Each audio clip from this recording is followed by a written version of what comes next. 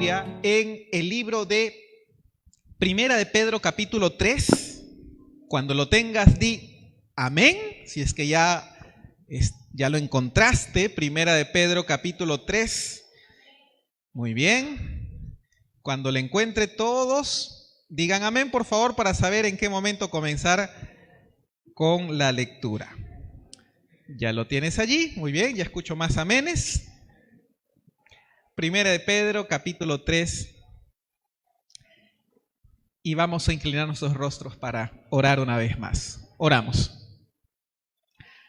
Cariñoso Dios, en esta mañana queremos encontrar, Señor, consejos de tu palabra para ser felices y para hacer feliz a usted, Señor. Que tu espíritu sea derramado y que la comprensión, Señor, de tu palabra pueda en estos momentos ayudarnos a conocer el propósito y tu voluntad.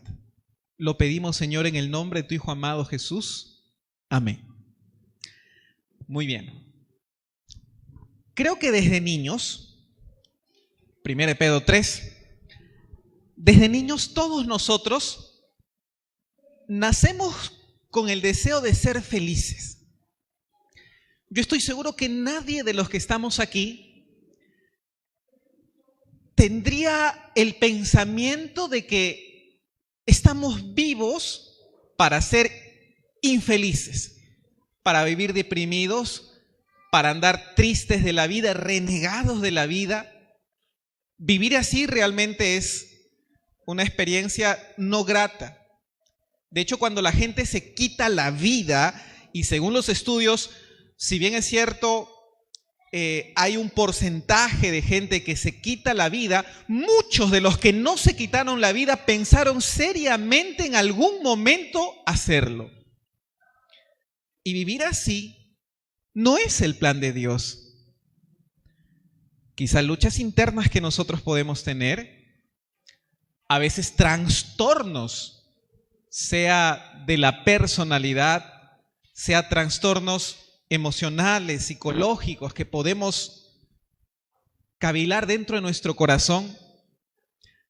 Pero la visión de la vida que en la palabra de Dios nosotros tenemos es que Dios no creó al ser humano para que viva infeliz. Yo recuerdo en algún momento una persona diciendo lo siguiente: yo no pedí nacer, pero por haber nacido estoy enfrentando estos problemas y procurando a través de ese pensamiento echar la culpa a Dios, porque él decía en su pensar: al vivir yo esta experiencia y al serla ingrata y hacer infeliz a mi esposa, a mis hijos, por estas cosas que estoy pasando, pareciera de que al Señor se le escapó el nacimiento de mí, porque no me gusta vivir sabiendo que estoy haciendo daño a mi esposa, a mis hijos, a mi familia. Y al final, si yo no existiera, mi alrededor quizás sería más feliz. Yo no pedí nacer. ¿Por qué tuve que nacer? Para ser infeliz yo mismo. Y saben que puede ser la experiencia de muchas personas, la infelicidad. Pero yo quiero decir que en la palabra de Dios, desde el inicio, desde el Génesis, nosotros encontramos que el Señor creó al hombre con un propósito. Y el propósito tenía que ver con la capacidad de disfrutar. Y nosotros tenemos la capacidad de disfrutar y de tener momentos de felicidad. Así sean pequeñitos y efímeros, así sea por una comidita. ¿A cuántos de ustedes les gusta el Sublime, hermanos?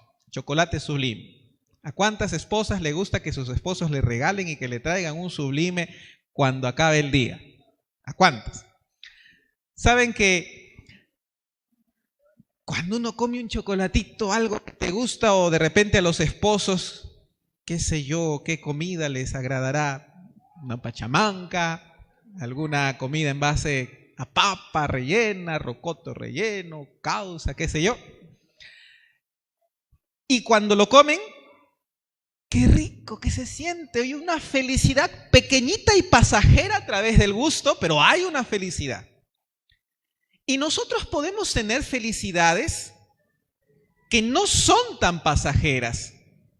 Y yo quiero decir que la felicidad es algo que tiene que ver, y escucha bien, no con lo material, sino con las relaciones que nosotros tenemos. Esto es un concepto muy importante.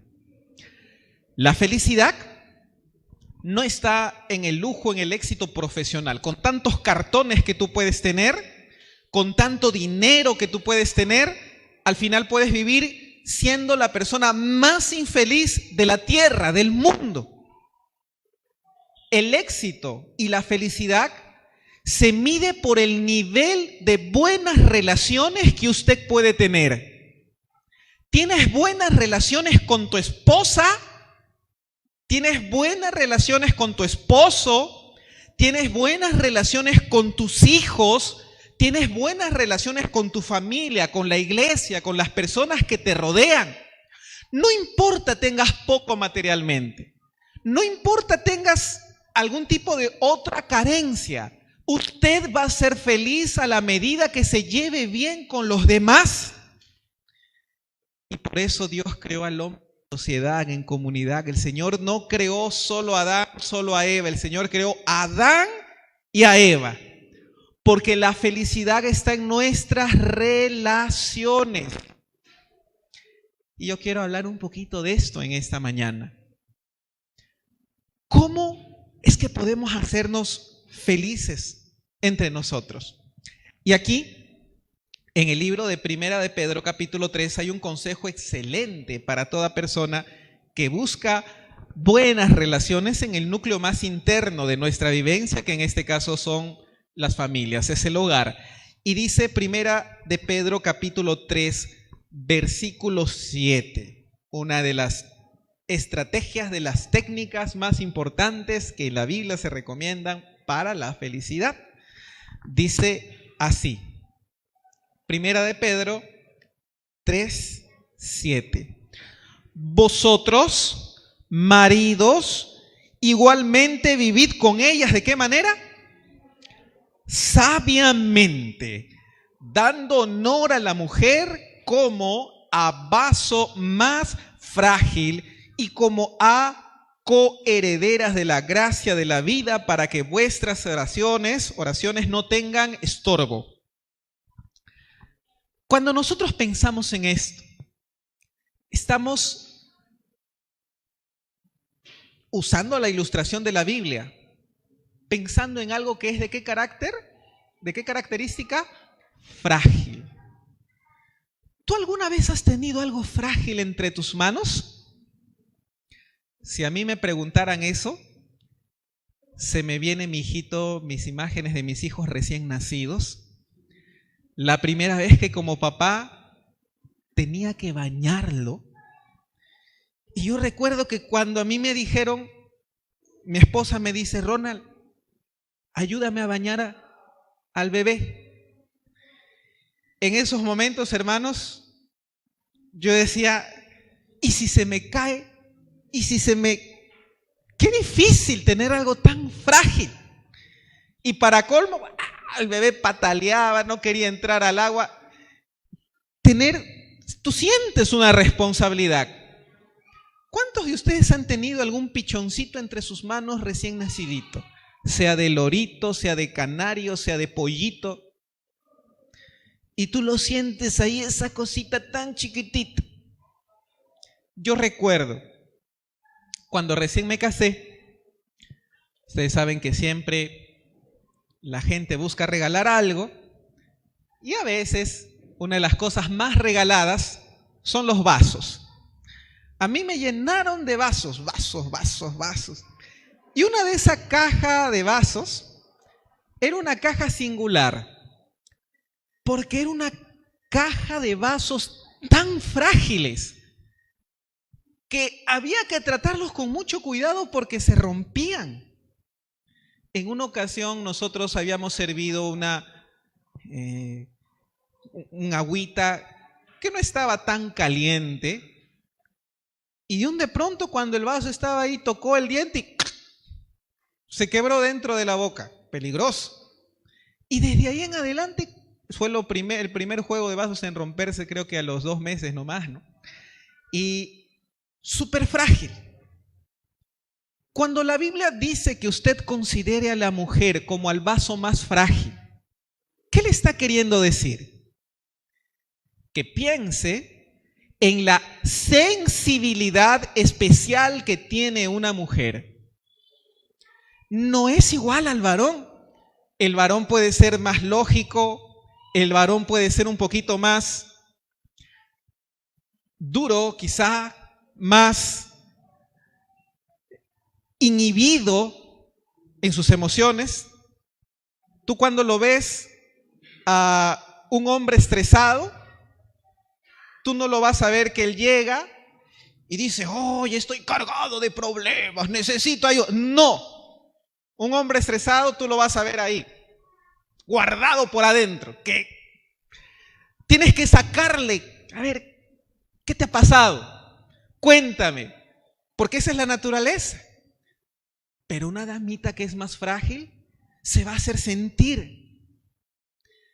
Y cuando nosotros entendemos que el consejo de la Biblia es dar honor a la mujer como a vaso más frágil, estamos entendiendo que el propósito de Dios es que nuestras relaciones sean llevadas con mucho cuidado. Y por eso la Biblia dice sabiamente, evaluando tus palabras, evaluando lo que usted habla, evaluando lo que puede ser consecuente a lo que decimos, las palabras. ¿Qué impresión va a generar esta respuesta que yo le voy a dar, esta palabra que yo le voy a dar?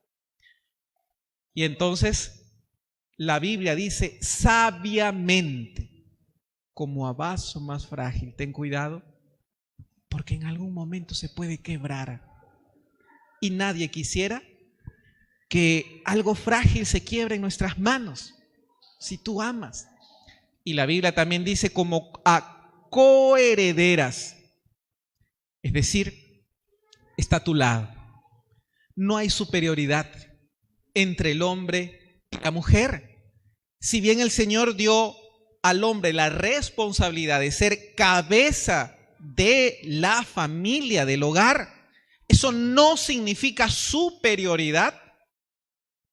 Eso más bien significa, y Pablo lo procura tratar en otras partes de la Biblia, en el libro de Efesios, en Corintios. En realidad, nosotros hablamos, la Biblia dice, ¿no?, que el hombre es cabeza de la mujer, así como Cristo es la cabeza de la iglesia, y luego dice, por la cual se entregó a sí mismo, es decir, sacrificio. Hay algunos que entienden tan disparatadamente esto que dicen, el hombre es la cabeza, entonces la mujer es el cuello que lo puede mover la cabeza como quiera. Y no estamos hablando aquí de competencia, estamos hablando aquí de compenetración, de amor, felicidad. La Biblia también aconsejaría en el versículo 1, primera de Pedro 3:1, dice, asimismo vosotras, mujeres, estad sujetas a vuestros maridos, para que los que no crean a la palabra sean ganados sin palabra por la conducta de sus esposas, al considerar vuestra conducta casta y respetuosa. ¿Qué es lo que está diciendo la Biblia? Mujer, está diciendo esposa, considera a tu esposo, ten sujeción a tu esposo. En pocas palabras, ten una figura de respeto por lo que es tu esposo. Considera sus palabras. No todo lo que te dice tienes que tirarlo al tacho. No todo lo que pueda ser su opinión, su criterio, hay que decir, no, tú no me entiendes, que tú piensas mal, eso es porque tú pienses así, naciste así, saliste a tu mamá, que una cosa. Hay tan cosas terribles que a veces en un hogar se suele decir.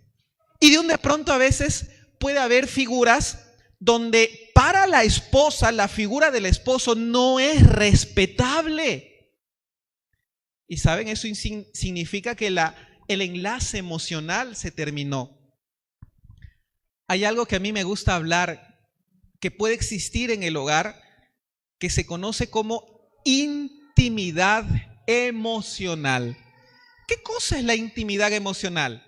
Y aquí viene una definición, a mí me gusta definirlo así. Es ese sentimiento inherente del esposo o de la esposa por la cual se siente gratamente que pertenece a su esposo, que pertenece a su esposa. ¿Cómo es esto?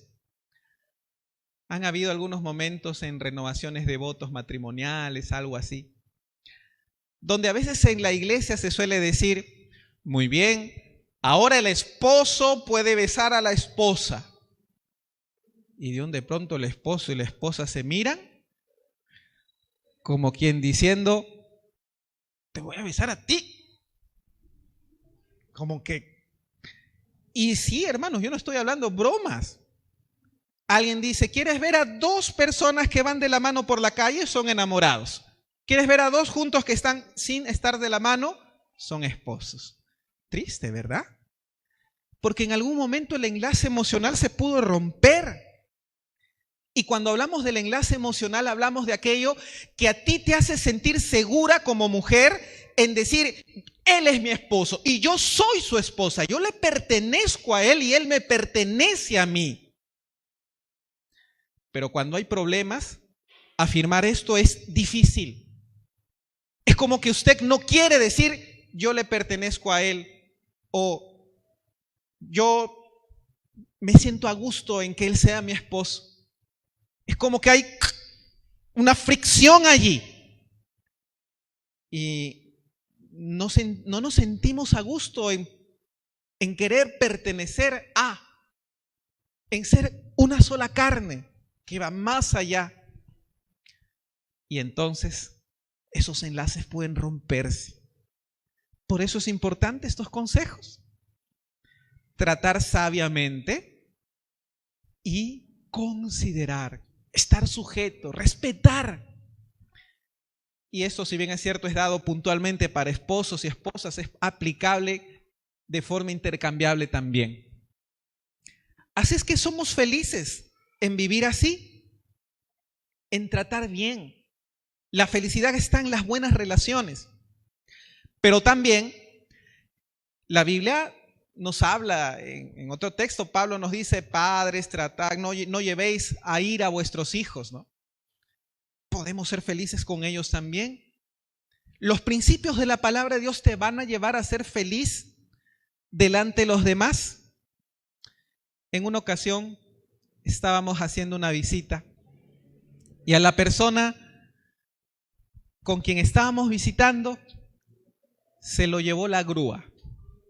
Justo era de la municipalidad de Lince. Estábamos haciendo una visita por aquí.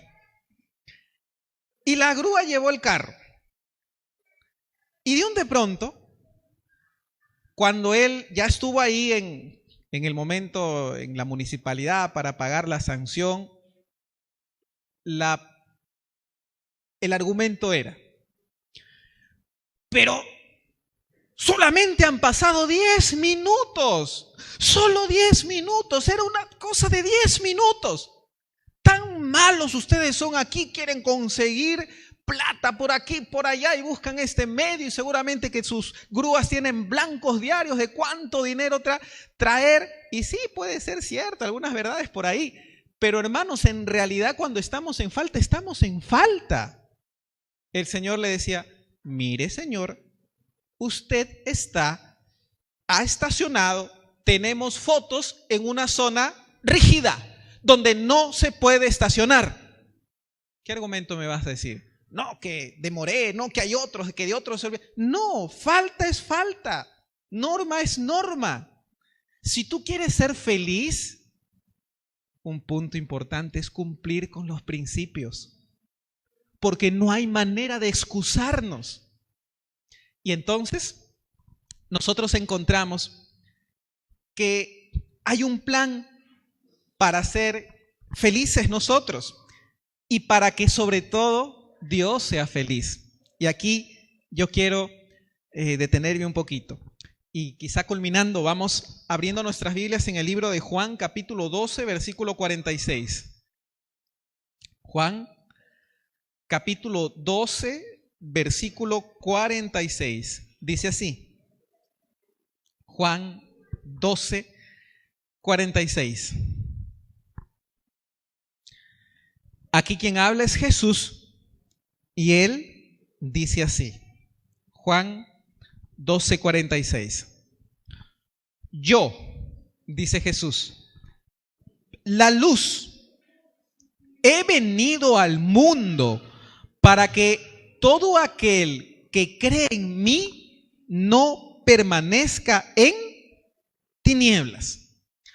¿Sabes que la figura de tinieblas nosotros podemos darle dos simbologías? Tinieblas a menudo en la Biblia está relacionada a confusión y tinieblas también está relacionada a menudo a pecado, ambigüedad, cosas no definidas, donde ciertamente el Señor no desea que andemos en una vida así, ambigua, indefinida o pecaminosamente. El Señor Jesucristo se presenta aquí como la luz, como la figura que viene a iluminar la vida.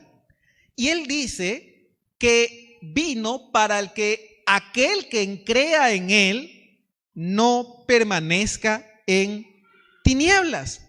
¿Por qué? Porque su propósito es redimirnos, es sacarte de la oscuridad del pecado. En Tito 2:14, vamos a buscar Tito capítulo 2, versículo 14. Encontramos nosotros una de las expresiones que nos hablan del propósito y de los planes de Dios. Tito capítulo 2, versículo 14. Dice así: Él, Jesús, se dio a sí mismo por nosotros para redimirnos de toda maldad y purificar para sí un pueblo propio, celoso ¿de qué? De buenas obras. La felicidad también tiene que ver en cómo estamos en nuestra relación con Dios. No podríamos ser felices si estamos bien entre nosotros, entre esposa, hijos, familia, pero estando mal con Dios. De paso, no es posible tampoco lo otro. ¿Cómo vivir sabiendo que mi conciencia me dice estoy mal, estoy transgrediendo los principios? El Señor vino aquí para que nosotros como pueblo, nosotros como cosecha de Él, de su acción, seamos, nota, lo voy a repetir, redimidos de toda maldad y purificados para ser un pueblo celoso de buenas obras. Ese es el motivo por el cual Jesús vino. ¿Quiere usted hacer feliz a Jesús? Pues viva así. Purifique su vida de maldad. Busque las buenas obras que vienen producto de su comunión con Jesús. ¿Saben? Más bien lo que hace el enemigo es que nosotros nunca vengamos a esa luz, y él lucha porque nosotros vivamos siempre sumidos en la experiencia del pecado. Yo quiero terminar leyendo un texto que para mí es uno de los más bonitos de la Biblia. En Apocalipsis capítulo 12. Es un capítulo muy conocido. Apocalipsis 12. Alguien puede decir, pero en algún momento nos va a ganar la imperfección humana. C.S. Lewis, uno de los autores más conocidos, escribió en una ocasión lo siguiente. Él dijo: cuando yo en mi experiencia procuraba ser más obediente y más fiel a los principios de la palabra de Dios, era cuando me daba cuenta cuán verdaderamente pecador soy yo y que no podía ser fiel a Dios por más que intentara y por más que quisiera. En algún momento mi humanidad me alcanzó y esa es la experiencia de nosotros. ¿Quién podría decir: soy perfecto, no cometo pecado? Porque sea de mente, de pensamiento o de acción, todos nosotros estamos en la misma situación delante de Dios. Y es importante entender cuál es el concepto de pecaminosidad. Hay personas que tristemente piensan que la pecaminosidad humana es debido a los malos actos que se cometen. Es decir, yo soy pecador porque cometo pecado.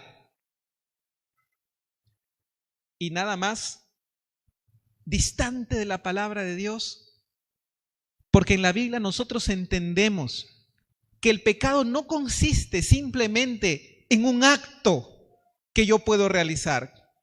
El pecado es más que un acto, el pecado es una naturaleza con lo cual yo nazco.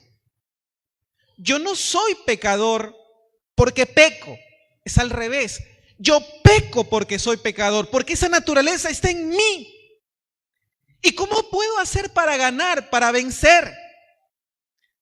La misma Biblia nos dice, Pablo escribió en 1 Corintios 15, que es cuando el Señor venga, el momento cuando esto corruptible se ha de transformar en incorruptible. Y esto mortal se vestirá de inmortalidad. Pero mientras tanto, mientras yo vivo, yo voy a vivir en esa lucha. Y me va a doler que a veces no puedo vencer mis pecados. Que a veces tengo una naturaleza demasiado difícil de cambiar. Y por eso yo quiero decir, en la iglesia nosotros tenemos que ser más comprensivos en el trato con aquella persona que yerra, antes que mirar con ojos condenadores. Debemos de mirar con ojos perdonadores, porque es lo que Dios en primer lugar hace con nosotros. Es lo que Dios hace con usted.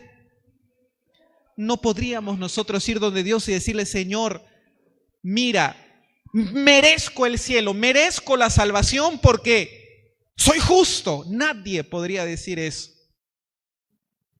El pecado es tan profundo que en la Biblia el concepto de salvación viene a través de lo que se llama gracia. Yo no lo merezco. No es que soy acreedor de la salvación por lo bueno que he sido, por lo bueno que soy. Es que Dios me lo regala aun cuando yo no lo merezco. Y eso es gracia, eso es lo que hizo Jesús en la cruz. Y eso es lo que nosotros también tenemos que entender en nuestras relaciones. No somos perfectos.